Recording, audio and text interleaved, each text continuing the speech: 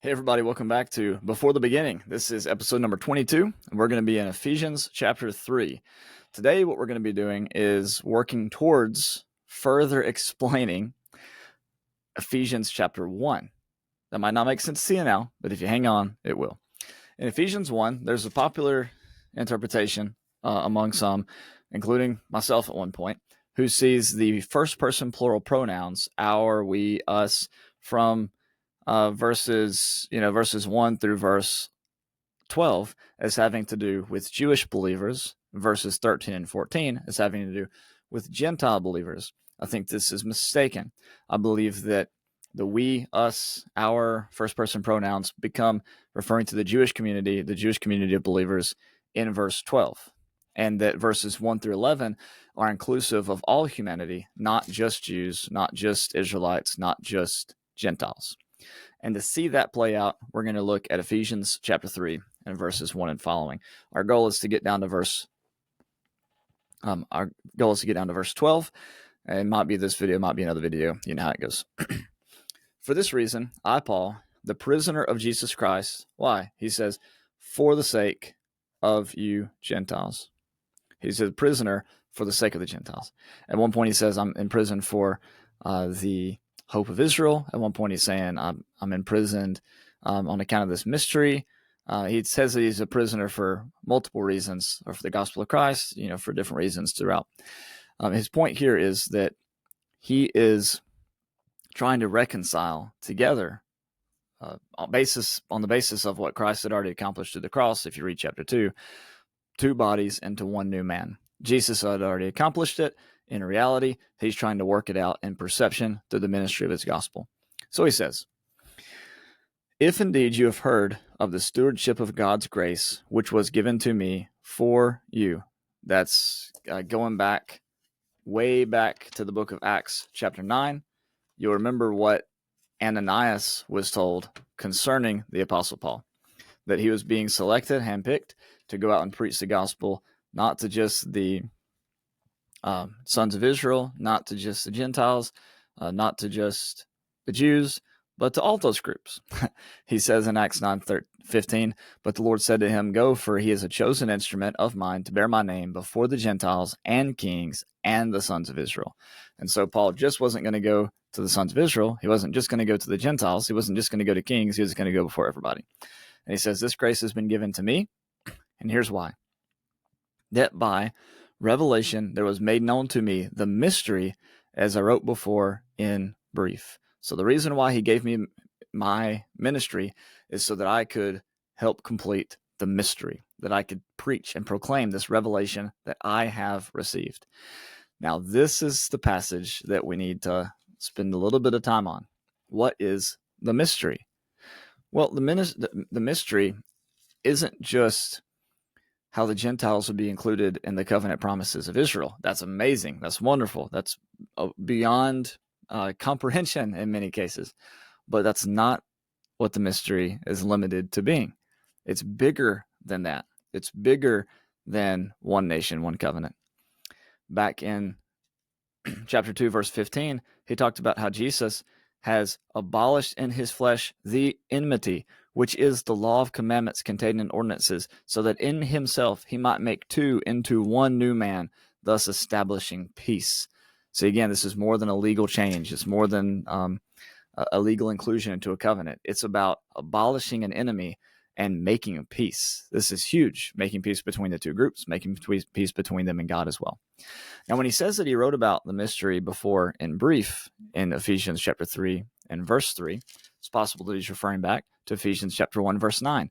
Listen, he made known to us the mystery of his will, according to his kind intention, which he purposed in him, with a view to the administration suitable to the fullness of times, that is, the summing up of all things in Christ, things in heaven, things on earth, in him. So the mystery, Ephesians chapter 3, verse 3, it's about summing up all things in heavenly places in Christ Jesus. And if that's true, then of course the Gentiles are welcome to be part of the family of God. Then of course they are fellow partakers in the promises. Because it's like, it's way even before the foundation of the world that this whole thing was set up. It's before there was ever a Moses. It's before there was ever a Mount Sinai. It's before Abraham was ever even born. Jesus said, before Abraham's born, I am. This plan, this scheme of redemption, this goal, this mystery was in place before the world began. Not that he would just reconcile two groups of people in a covenant, but that he would reconcile and sum up all things in himself. That's what's blowing Paul's mind on the road to Damascus. That's why he's got to go to the Sinai wilderness for 3 years to work all that out in Arabia. And this is what he's getting at here in Ephesians chapter 3. Let's look at verse 4. By referring to this, when you read, you can understand my insight into the mystery of Christ. Here's what it has to do with you, he says, which in other generations was not made known to the sons of men, as it has now been revealed to his holy apostles and prophets in the Spirit. See, this is what the Spirit of God is up to. When he talks about the Holy Spirit in Ephesians chapter 3 and verse 5, we might remember what he said back in Ephesians chapter 1, verses 13 and 14, that the Spirit was a seal. It was proof that the Gentiles were fellow heirs with the sons of Israel in this new covenant. Okay? And so he says this has been confirmed and revealed in the Spirit in verse 5. Later on in Ephesians chapter 3, he's going to mention the Holy Spirit again. He's going to be talking about how that God is the father of every family in heaven and on earth. And then he says in verse 16 that it was his wish that God would grant them, according to the riches of his glory, to be strengthened with power through his Spirit in the inner man. And then later on he says that God is able to do more than we could ever think through the power that works within us, again referring to the Spirit. And then in chapter 4, he says, maintain the unity of the Spirit and the bond of peace. In other words, this peace that's been made possible through Jesus reconciling all things to himself through the cross has shown up for you in this specific way. It has this specific implication for you, that you can be a part of our community. It's not just about the sons of Israel anymore. It's about the entire human race. And so here you can be a part of us. And it is our job as ministers of reconciliation to maintain the unity of the Spirit, to maintain the unity that has been demonstrated and then has been held together by the Spirit of God. And that's what he says in verse 6. To be specific, that the Gentiles are fellow heirs and fellow members of the body.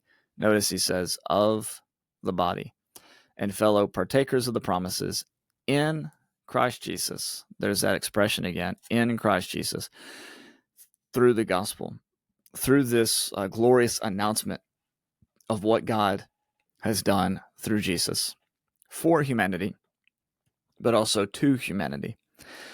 And what has he done? He has made a new man, as he said in chapter 2, verse 15. He's made a new Adam. Christ is our life, and we are his body, is what he's saying in verse 6.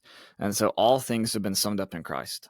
All things have been reconciled to God through Christ, and this means the end of racism, the end of the end of competition between nations, the end of we got it right, you got it wrong, all that sort of stuff comes to an end when you realize that everything has been summed up in Christ. Everything has been reconciled in Christ. It puts our own ego and our own abilities at a very low place on the totem pole. Okay. Then he says in verse 7, of which I was made a minister, that is, of this gospel, according to the gift of God's grace. Again, there it is, the gift of God's grace, which was given to me according to the working of his power. So there's a reference to the Holy Spirit again. We have the Holy Spirit in verse 5. The Holy Spirit is called the working of his power in verse 7. The Holy Spirit again is mentioned in verse, as I said a moment ago, in verse 16, and then as well in verse chapter 20. The working of his power, though, is not accomplished apart from the gospel, because the gospel is the power of God to salvation, right? So it's all working together. The Spirit, the gospel, the Father, the Son, all coming together to reconcile all things to themselves in Christ. And that has wonderful implications for the way that we see and experience everything. But this is the mystery that Paul had in mind in that first section of Ephesians chapter 1, that God would sum up all things in him, not just predestine a couple of people or a couple of nations, but predestine the entire human race to be summed up in Christ. Okay, We'll get to verse 8 in the next video. Thank you.